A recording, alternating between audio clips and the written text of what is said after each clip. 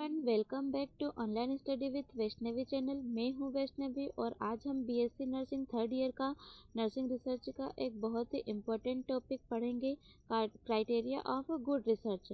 तो चलिए शुरू करते हैं। क्राइटेरिया ऑफ गुड रिसर्च का मतलब होता है किसी रिसर्च को अच्छा, भरोसेमंद और साइंटिफिक बनाने के लिए जिन बातों का होना ज़रूरी होता है उन्हें क्राइटेरिया ऑफ गुड रिसर्च कहा जाता है। पहला क्राइटेरिया है क्लैरिटी ऑफ पर्पस। अच्छी रिसर्च का पर्पस बिल्कुल क्लियर होना चाहिए।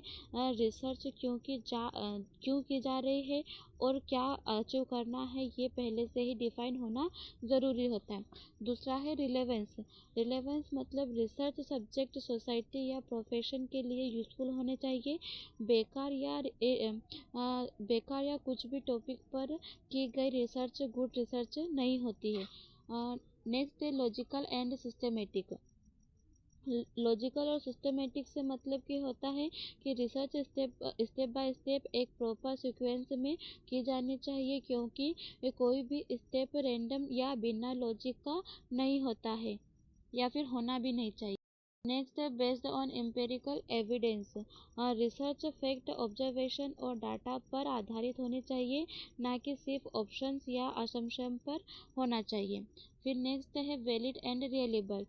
इसका मतलब होता है कि वैलिड रिसर्च सही चीज़ों को मेज़र करे और रियलेबल बार बार करने पर भी सेम रिजल्ट ही मिले। फिर नेक्स्ट है इथिकल। रिसर्च करते समय पार्टिसिपेंट्स के राइट्स, प्राइवेसी और कंसेंट का ध्यान रखा जाना चाहिए, किसी को हार्म नहीं पहुंचना चाहिए। Objective and unbiased. Objective and unbiased से मतलब होता है रिसर्चर अपना पर्सनल फीलिंग्स या फिर बेस को रिसर्च पर इफेक्ट ना होने दे। रिजल्ट रिसर्चर और फेयर होने चाहिए। एक्यूरेसी। डाटा कलेक्शन, एनालिसिस और रिजल्ट प्रेजेंटेशन बिल्कुल करेक्ट होना चाहिए और गलतियों से भरी रिसर्च बुक गुड रिसर्च नहीं होती है। जनरलाइजेबिलिटी। जनरलाइजेबिलिटी से मतलब अगर कोई भी दूसरा रिसर्चर सेम मेथड से यूज़ करता है रिसर्च के लिए तो उसे भी सिमिलर रिजल्ट मिलने चाहिए।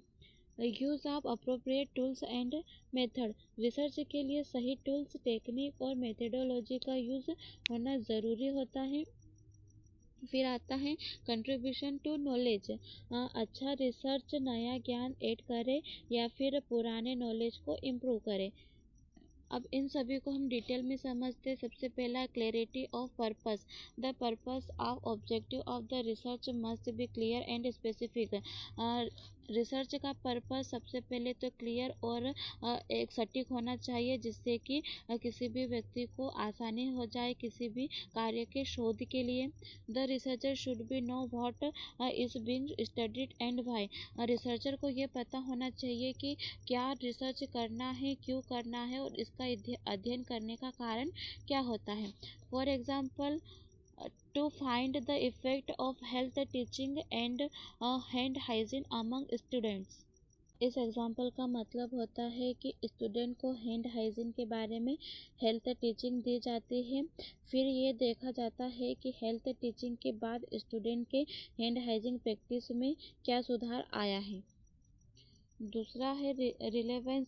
The research problem should be relevant and useful to nursing और सोसाइटी। रिसर्च का topic nursing practice, patient care या फिर सोसाइटी के हेल्थ प्रॉब्लम से जुड़ा होना चाहिए। रिसर्च से नर्सिंग प्रोफेशन या फिर इसको समझने में मदद मिलना चाहिए।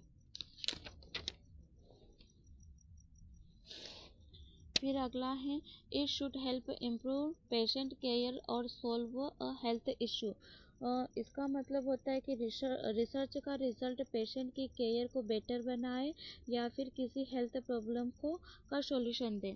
Example, study infection control practices among nurses is relevant to hospital setting. Hospital में इन्फेक्शन कंट्रोल प्रैक्टिसेस बहुत ज़रूरी होती है। नर्सेस डायरेक्टली पेशेंट के कनेक्ट में नहीं होती है, इसीलिए नर्सेस के इन्फेक्शन कंट्रोल प्रैक्टिसेस का स्टडी हॉस्पिटल के लिए यूजफुल और रिलेवेंट होता है। फिर नेक्स्ट है logical and systematic. A good research follows a step by step process from problem identification to conclusion. Step by step logical और सिस्टमेटिक एक ऐसी रिसर्च समस्या की पहचान करने के लिए निष्कर्ष एक स्टेप बाय स्टेप प्रक्रिया होती है जिसमें रिसर्च का लॉजिक के साथ किया जाना जरूरी होता है और हर स्टेप का एक प्रॉपर ऑर्डर होता है। नेक्स्ट है द आगे है the process should be organised and logical not random. Research के सभी स्टेप्स प्रॉपर प्लानिंग के साथ होने चाहिए। कोई भी काम बिना लॉजिक या सीक्वेंस के नहीं होना चाहिए। फिर आगे आता है based on empirical evidence. Empiricals means based on real observation और data not on personal opinion. Research जो देखा या मापा गया है या फिर जो भी इकट्ठा किया गया है वो डाटा यूज पर बेस्ड होता है और सिर्फ रिसर्चर की पर्सनल सोच या ओपिनियन पर ही ये नहीं किया जा सकता। ये सभी वहाँ के रिसर्चर के साथ में इन सभी का डिस्कशन करने के बाद में ही रिजल्ट का निष्कर्षण निकाला जाता है। फिर research should be supported by a fact measurement and experience. Research के रिजल्ट एक्चुअल मेजरमेंट पर बेस्ड होने चाहिए और प्रैक्टिकल एक्सपीरियंस या ऑब्जर्वेशन से सपोर्ट मिलते हैं। सिर्फ अंदाज या पर्सनल ओपिनियन पर रिसर्च नहीं होने चाहिए। फिर अगला आता है valid and reliable. Tools used in research must be valid and reliable. Valid tools वही चीज़ें मेज़र करें जो मेज़र करनी चाहिए और रिलायबल टूल्स बार बार यूज़ करने पर भी सेम रिजल्ट दें। It ensure the result are true and depends.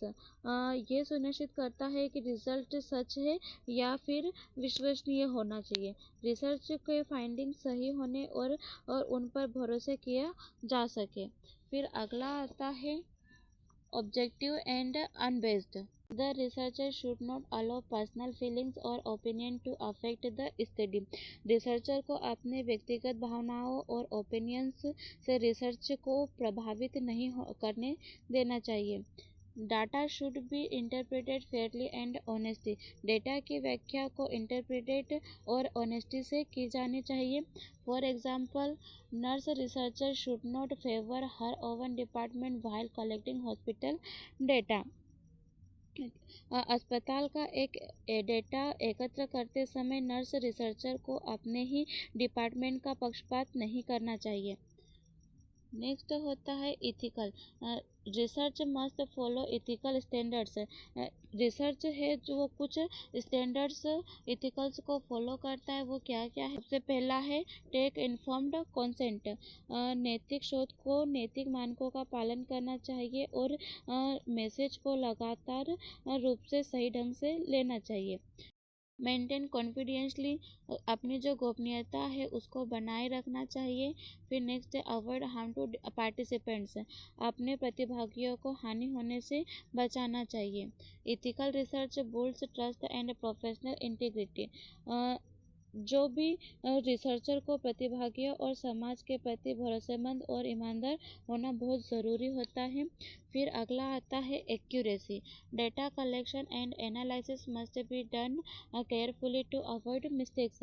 Data को कलेक्ट और विश्लेषण से सटीकता बनाए रखनी चाहिए और जो भी मिस्टेक्स हुई हो उनसे बचने के लिए सावधानीपूर्वक काम करना चाहिए। Use correct tools and accurate recording method. इसके लिए रिसर्चर को रिसर्च की प्रक्रिया में सही टूल्स का इस्तेमाल करना चाहिए और अपने जो आंकड़े या जानकारी उसको सही से दर्ज करना चाहिए। फिर अगला आता है generalizability. The result should be applicable to a larger population, not just the same studied. Generalisability वह क्षमता होती है जिसके द्वारा स्टडी के रिजल्ट केवल सैंपल तक सीमित न रहकर के बड़ी आबादी पर भी लागू किए जा सकते हैं। Example finding on 100 patient should also be true for other similar patient. यदि किसी स्टडी में 100 मरीजों पर कोई फाइंडिंग निकाला जाता है, निष्कर्ष निकाला जाता है, तो वो फाइंडिंग अन्य समान मरीजों पर भी सही होना चाहिए। फिर अगला है use of appropriate tools and methods. The instruments and the method and used for data collection should be appropriate, simple and suitable for the study types. उपयुक्त टूल्स और विधियों का उपयोग करें। डेटा एकत्रित करने के लिए इस्तेमाल किए जाने वाले टूल्स और विधि अध्ययन के प्रकार के लिए उपयुक्त, सरल और सही होने चाहिए। फिर नेक्स्ट है contribution to knowledge. A good research should add something new information, new idea और न्यू अप्रोच।